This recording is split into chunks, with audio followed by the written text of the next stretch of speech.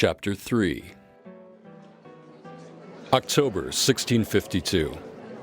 Adelina pretended to listen to the latest gossip from one of the wives she disliked, but had to put up with, since she was married to one of Bernardo's business associates. She suddenly furrowed her brow and looked around as if searching for someone. So very sorry, Mariana. Will you please excuse me? I just remembered something urgent I need to speak with my husband about. As she stood, the other women made room for her, while the one talking simply continued nonplussed. What's happening to me? Most of these women were my friends, women I grew up with. And yet I feel more distant from them with each passing year. Perhaps it is as Bernardo says, our difference of opinion makes us grow farther apart. Sometimes Adelina disliked the women in her social circle. They were starting to sound like vindictive cats, their tails swishing back and forth, lashing at whoever wasn't there. God only knew what they were going to say about her now that she had gotten up and left the group. She looked around the room. As always, the men had gone off and gathered in a separate room to discuss business and politics, as if their wives were brainless lepers. Adelina smirked. She picked up her skirts and poked her head inside her husband's study. Pipe smoke filled the room with a bluish haze. The herbalist believed the tobacco plant had curative powers. But did the men have to smoke so much of it? Adelina waved her hand before her face. My goodness, such excited conversation. We were just talking about the moral implications of slavery. Oh? Yes. I don't like the idea personally, but it seems I'm in the minority. Our friends seem to think it's the premier commodity keeping our economy afloat. But surely there are other ways, don't you think? There must be, I don't know, perhaps products, crops, services that... What the hell would you know? Excuse me? You're just a woman. A palpable discomfort suddenly filled the room. Only Raul stood still and glared at Adelina with a grin. Adelina felt her neck go crimson from the brazen stare Raul gave her, but was more angered that he had insulted her to her face in her own home. It was no wonder he was never invited to events and social gatherings. No one wanted anything to do with him, except he was one of the richest men in the region and not a man to be ignored. I might have known that would come from you, Raul Ignacio. But then, I wouldn't expect anything less. Gentlemen, excuse me. I did not mean to interfere with your man talk. I was only looking for my husband, but I see he is not here. He said he'd be right back. He went to finish packing. Packing? Adelina glanced about the room, then turned and slammed the door behind her. She fumed beneath the grandest and most gracious of smiles as she swept past guests in the hallway. She hurried toward the stairs as fast as her feet could carry her, under the weight of her heavy dress with its stays and two skirts, the layered petticoats, and the ruffled lace about her neck. She was short of breath by the time she got to Bernardo's bedroom. The room was immaculate. At the foot of the bed was his trunk. A travel bag lay on top. Ugh. A sound of displeasure escaped her as she walked down the hall. She threw open the door to her son's room. Bernardo froze before the smaller trunk, the boy's clothes in his hands. For a moment, neither of them spoke. Then Adelina broke her paralysis and burst inside. She forced herself to shut the door quietly behind her. What do you think you're doing? Adelina, por favor, we've been through this before. Yes, but I never thought you'd go through with it. And what are you doing with the children's clothing? I'm taking the boys with me. Not while there's breath in my body. Adelina snatched the clothes from Bernardo, tossed them back into the chest of drawers, then turned to face her husband.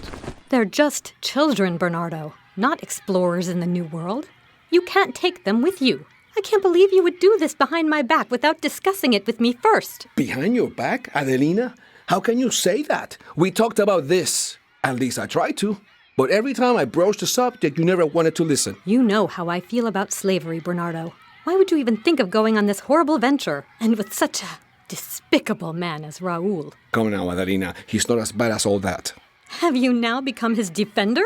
Have you forgotten the woman he killed and almost burned in front of our own home? The man is foul, has no taste, and he is vulgar. Not to mention a bastard. Bernardo reached for her, but she pulled away. She went back to the trunk and pulled more clothes out, stuffing them back into the drawers as quickly as she could. There seemed to be some frantic animal inside her trying to crawl out, to break free. Adelina, querida, it's because of your beliefs that I've tried to maintain our stance of not importing goods from the slave owners. What exactly are you saying? The goods provided by the slave owners cost far less than those we import from non-slave owners. We're losing money. We're overextended on credit. I see no other way around our circumstances. So now it's my fault, is it? Of course, that's not what I'm saying. Adelina. Her eyes brimmed with tears. She turned, shoulders hunched. Bernardo approached, a hand on the small of her back. He turned her around to face him and spoke gently, a hand beneath her chin. Silent tears flowed down her face. My love, please, I need you to understand. There must be another way, Bernardo. This is the only way. Look around you, Adelina. Take a really good look. Before our very eyes, the walls of our home are crumbling down around us. The servants' rooms leak when it rains, and it won't be long before the damage is irreparable. I was born in this house. I don't want to see it fall apart. But Bernardo, La Española? They say it's lawless. That you'd have to be crazy to go there now. It would be like taking your life into your own hands. We've let go of more than half our staff. We're nearly broke, Adelina. There are no buts about this. I cannot pull away now. Ugh, Bernardo. I respect your wishes. I really do.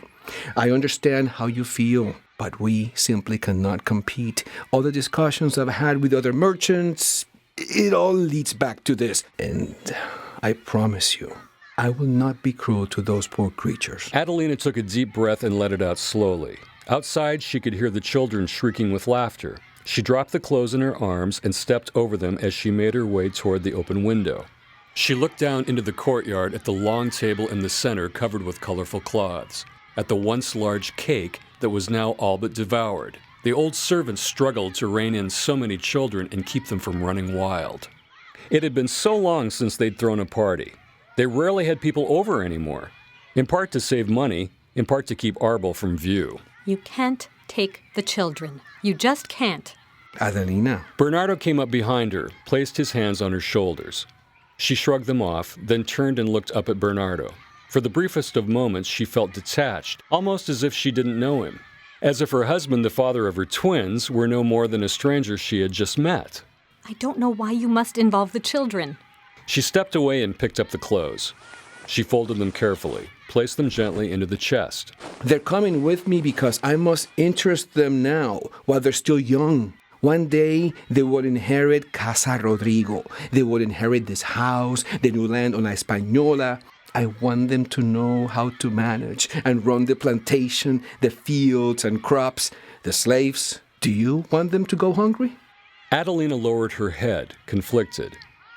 Her mind told her that what Bernardo said was true. This opportunity was the right thing to do. But her heart told her it was wrong.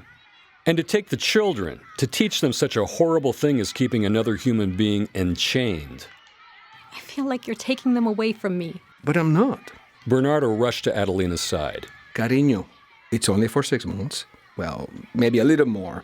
It'll take 3 months to get there and 3 months to get back. And I'm not certain how long to get the plantation up and running.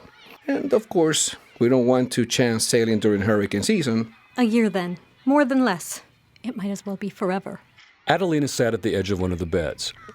She watched her husband go back and forth between the clothes on the floor, the ones she'd put back in the dresser and the trunk, tossing them all in unceremoniously.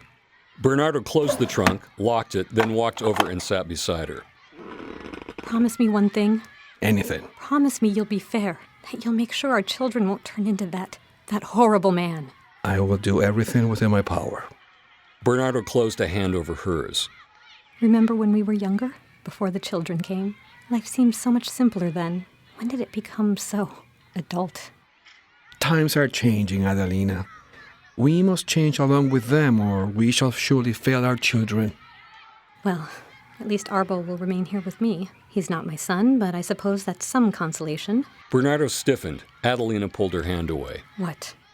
Arbol is at the top of the list. At the top of the list? What do you mean? Bernardo stood. He looked as if he were searching for the proper words. By law, the boy is Raul's rightful property. We can no longer afford to hide him, especially after today. Someone might see him. Raul might hear and grow suspicious of why we have a black child in our home. One who is the same age as the one who supposedly went missing. What if you said you found him in the village, or that you bought him? Raul will know we've lied. No matter how horrible he can be, he is still very well connected.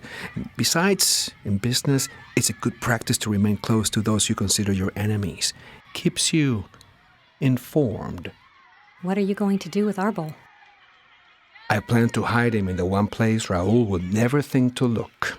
The one place where he can remain invisible yet never have to hide again.